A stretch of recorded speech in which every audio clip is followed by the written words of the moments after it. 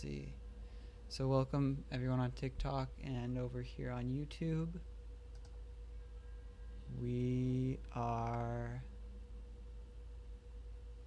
live. Okay. So welcome everyone. Thanks for coming back. Today I'm going to be talking about the GameStop short squeeze that is going on right now. As you can see on the past day, we are up 134% on GameStop. So if you made that bet, good for you. So basically what happened here? What happened is essentially that institutions with a lot of money behind them were shorting GameStop, the stock. And what that means is that they go in and they say, I want to borrow GameStop, and then they sell it at market value when they borrow it, and they hope that the value goes down further, and then they can buy it back at a lower price than what they borrowed it for, and then sell it or return it to the person they originally borrowed it from. So if GameStop, say, I don't know, a month ago was trading at around $3, or let's do 6 months ago, was trading at around $4. So they would borrow it at $4 and then hope that it goes down to $3 so that they can then sell the stock at $3 or buy it back at $3 to make a $1 profit and then return it to the person they borrowed it from. And so some people actually realized that they were shorting this stock more than they should have. And the outstanding short amount of shares as of December 31st of 2020, so the end of last year, was over 100%, which is kind of a big no-no, because if people start buying the stock and pushing up the price, then the people who had borrowed it will need to then buy the stock back to return it to the rightful owner at the current market rate, and will end up incurring a loss. And so this wouldn't have been that big a deal from $4 to maybe $5 or $6. But what happened is, I see a comment, end of summer I sold 55 shares of, oh, that's a bummer. That's a bummer, my friend. I also missed out on this one. But so what happened is the people who were starting to buy this around this $4 level then pushed the price up more and more and more and more. And once it got over a certain threshold, all the institutions that were shorting this stock had to buy the stock back. And so in buying it back, it then went up more in price, and it forced more institutions to start having to buy it back. And we started seeing these huge volume days where institutions were already in the red. Like, say if they had borrowed it over here around $4 and sold it, and we're hoping it went to $3, and then it was up to $20, say, they would have been so over leveraged that they needed to start buying it back to return those shares. So they would incur that loss. And so that's what they started ending up doing. And that, as we now see, has caused GameStop to go from a $4 or $5 stock all the way up to today, $380 high stock. So that's essentially what happened with GameStop. And what the result was, or what is happening now in the news media, is the institutions are trying to avoid having this happen again. So Discord has actually removed Reddit's Wall Street Bets server from its platform.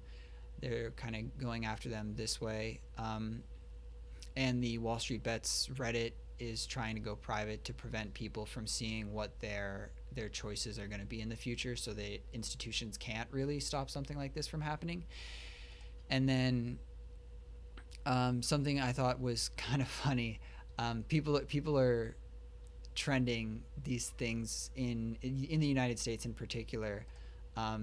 This recently was trending. This is on my my Twitter, that it was trending to the moon, because people are seeing that this happens, and that the power of the people and everyday retail investors like you and me is such that we can affect change in the markets, in such an extreme case as GameStop, where it just goes absolutely parabolic. Um, yeah, it's going to be really interesting to see where this goes. So that's basically what happened with the GameStop stock. Let's actually check what the top Google Trends searches are right now. Um, because it is really interesting seeing this people pull this off. GameStop. Yeah, GME is the ticker symbol for GameStop. So you can see that people, let's just turn this a little bit. You can see that people are really starting to search a lot more heavily. And this is only in the past, just in the past like couple of weeks. We had a whole bunch of people searching for GameStop on January 14th, and then again it peaked January 22nd, and then we went up really high on the 25th. So what about just GameStop? And so one question I've actually gotten a lot. Oh, that's interesting. So one question I've actually really gotten a lot is actually I want to describe this really quick. So what this shows is the GameStop search term as opposed to GME, which is the ticker symbol for GameStop. And so you can't really rely on Google here to tell you what, or to front run this more or less, because what happens here is you can see the GME is what people are searching to see what GameStop, the ticker symbol, is. So my suspicion here is that people saw GME was trending and then started searching it to find out what it was, and then were able to click on links to get to GameStop rather than just searching for GameStop individually. And the media is reporting that this is mostly because of the Reddit community and Wall Street Bets in particular. So that's something really interesting. And another thing I wanted to discuss here was how you can see if this kind of thing is going to happen again. And what we have is you can go to Yahoo Finance. It's free and available to everyone. And if you go to your favorite stock, so right now we're looking at GameStop, and I'm just going to use this as an example. You can scroll down to the statistics tab, which is right here. And once you click on that, you will be able to scroll down further, and you will find the share statistics. And you can use this to find how many shares outstanding are shorted. And what someone noticed going through all of the many companies, because GameStop was not even on my radar until this all started happening, what you will find is that someone was able to find that GameStop was over 100% shorted, which is not really a very good thing, because that means if shares start going up in price, or if people start buying and holding, there will not be enough shares to pay off the loans of shares borrowed, so to speak, and that will cause a short squeeze at a much faster rate than another stock. Say, what's one that people probably aren't shorting too much? Say Apple. Let's see how much Apple is getting shorted. So really popular company, I think most valuable company in the world right now. We can scroll down here and we can see that Apple has 0.5% of the shares of Apple are being shorted right now, 0.54. So not very common for Apple to be shorted, but very common for GameStop to be shorted apparently. And so that's something that we wanted to talk about. You can also look here, that I'm finding really neat, trending tickers. So NOK, let's check out their short statistics for Nokia Corporation. They have a very low short rate. So with Nokia, you won't be seeing the same situation as we're seeing with GameStop. With Nokia, because there are so few shares being shorted, they won't experience quite the same situation where the people that are shorting the stock have to buy it back in mass as the price goes up. And I got a question here, trading BTC derivatives. I personally try to avoid trading derivatives or leveraged trades, just because it's a little bit less it's a little bit more risk than I am comfortable with right now, but you can make a lot more money on leverage trades, trading derivatives, things like that. In this case, particularly options and both call and put options on GameStop. I've seen, I think someone was able to turn $50,000 into 22 million um, on GameStop options by using essentially leverage for that. So that's one way you can make money. I personally do not do that too often, unless I'm very, very convinced something is going to go one way or another in the short or long term. Um, but that is a fairly rare thing for me. I'm more of a long term holder and investor. Um, so yeah, that's it for me. But you should always do your own research and make your own decisions when it comes to your personal financial situation, and just make sure you're managing your risk in a way that is best for you and your situation. So that's essentially what happened with GameStop.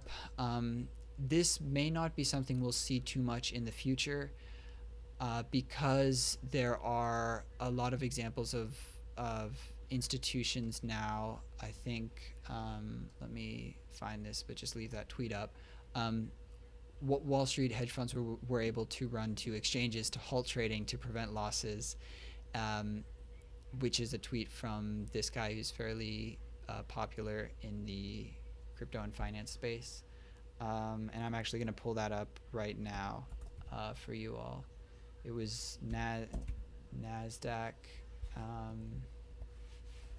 So the NASDAQ halts GME trading. So this was both the NASDAQ and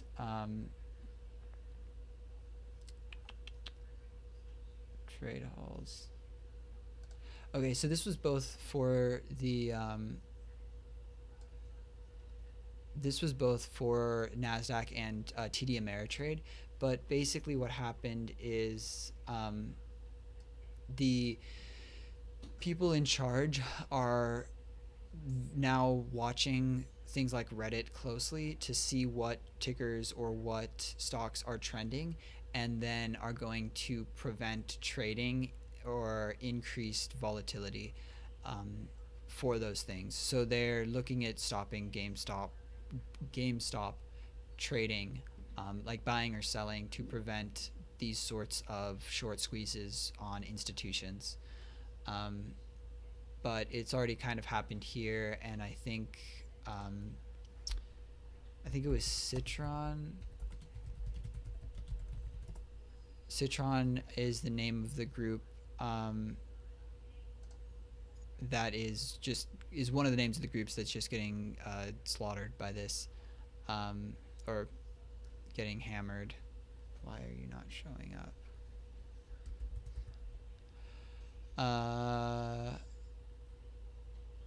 Yeah, so they were predicting that GameStop would go to the $20 level.